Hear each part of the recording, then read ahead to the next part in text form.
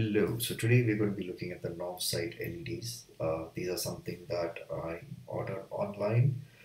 Uh, they look very premium. I mean, this image is of an H7, but I ordered H4. These work from 9 volt to 32 volt. It's got a color temperature of 6500 K. It's 25 watts per bulb. Now that's what I'm more interested in because I have a 35 watt halogen. I want to see how they compare. They say it saves energy. Okay, once we fix, we'll know. Yeah, 25 watts is lesser than the 35 watts.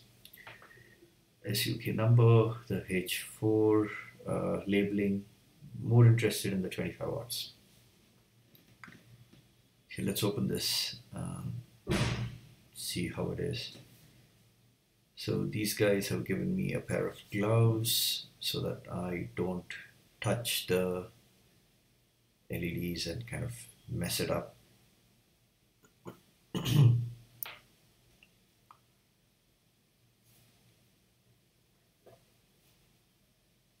So here are the bulbs. Let's pull them out. Like I said, these are fanless bulbs, so they have a big grill in the back that takes out all the heat, and this is they don't have a ballast. So typically LEDs will have a ballast or something called as a driver behind. This one doesn't have. So they've got 4 chips on this side for the low beam and high beam.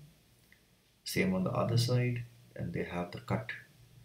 So you see that black flap there. So that's the cut which actually focuses the low beam lights upward. So an interesting thing is that the way this bulb is, it's got notches on the side. So those notches are there so that you can adjust the bulb. Typically the way your reflector is made is that the minute you plug in the bulb, the filament glows and the reflector focuses the light, but on an LED you turn it to the left or to the right, because the way the LEDs are positioned, they may not exactly reflect the light in the best way. So you plug it in and you turn it, the light will focus properly. So make sure you turn and do the focusing before you finalize your install. So I'm going to see the product manual. Typically items from China don't have a very good product manual. So let's just quickly flip through this. Initially looking at it, they have quite a lot of detail in here. So yeah, I think they did a good job in terms of documenting. Oh look, so they're talking about how to turn the LED bulb to do the focusing. So surprisingly, looks like for this product, these guys have got their installation manual pretty well done. They talk about how to adjust the beams, how to do the connections, and oh look, it's IP68. That's very good. Okay, so I'm not going to spend too much time looking at the manual, but let me just skip forward and take you guys through other stuff. Okay, now let's go and fix this into my Aprilia SR150, packing everything up so that we can go down now.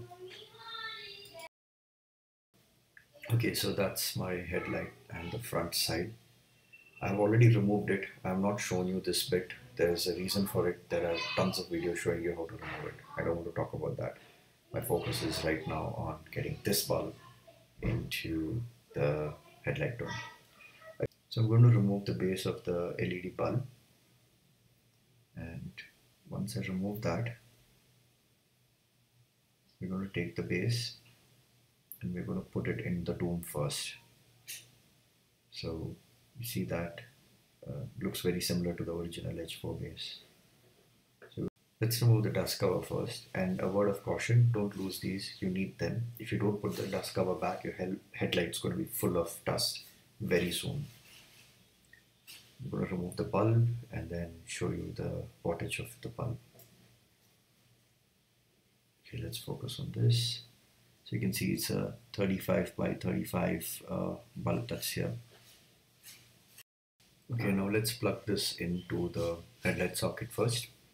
Just remember, these grooves will help you later to adjust. So that's the number of degrees you can turn the bulb. Okay. It's a very easy fit, just that the spring is a little tight. Just make sure that you push it properly in and it's locked. It's just that it's a bit tight, otherwise it'll fit in properly. Yeah. So that's done. Now you have your base fixed. Okay, let's plug in the LEDs now.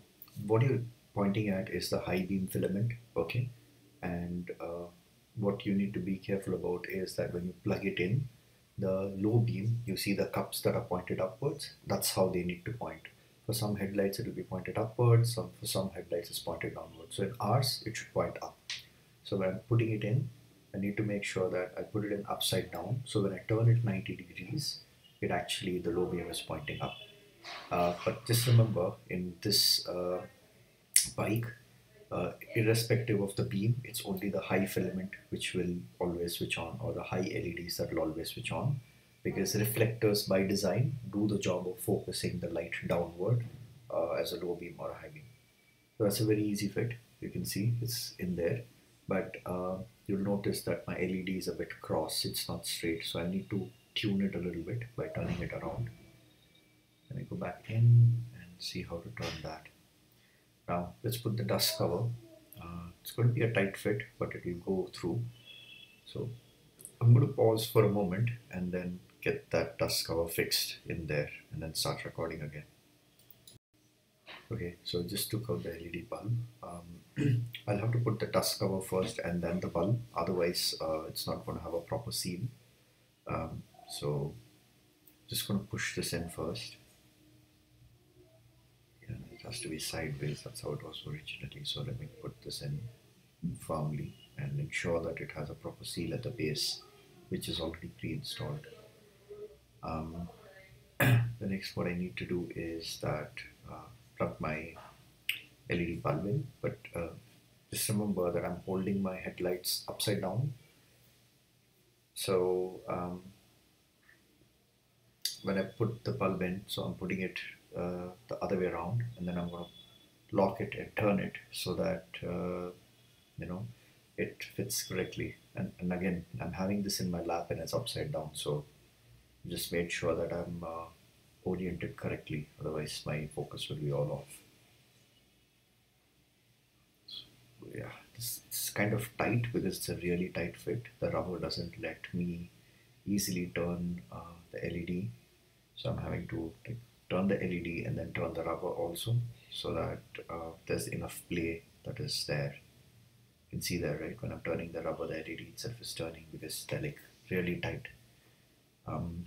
I'm just hope that the base doesn't get damaged and the bulb doesn't pop back out, but it's a 50-50 risk I have to take if I'm trying to do this, because I don't want to use the headlights without the dust cover. How does it look now? Yep. Yep. So they're both on the right angle now, so it's looking good. I think need to adjust the low beam a little bit more. This is not straight enough. Let's see.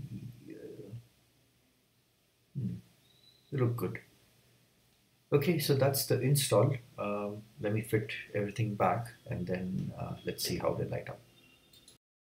So you can see over here, it's a very good fit. The adapters fit in really well. Just so that you know, I'm using a different adapter. I actually wanted to have dual high beam, dual low beam, so I changed the adapters, but then when I used a 60-watt bulb, it burnt my headlight. So these are new dooms that I have.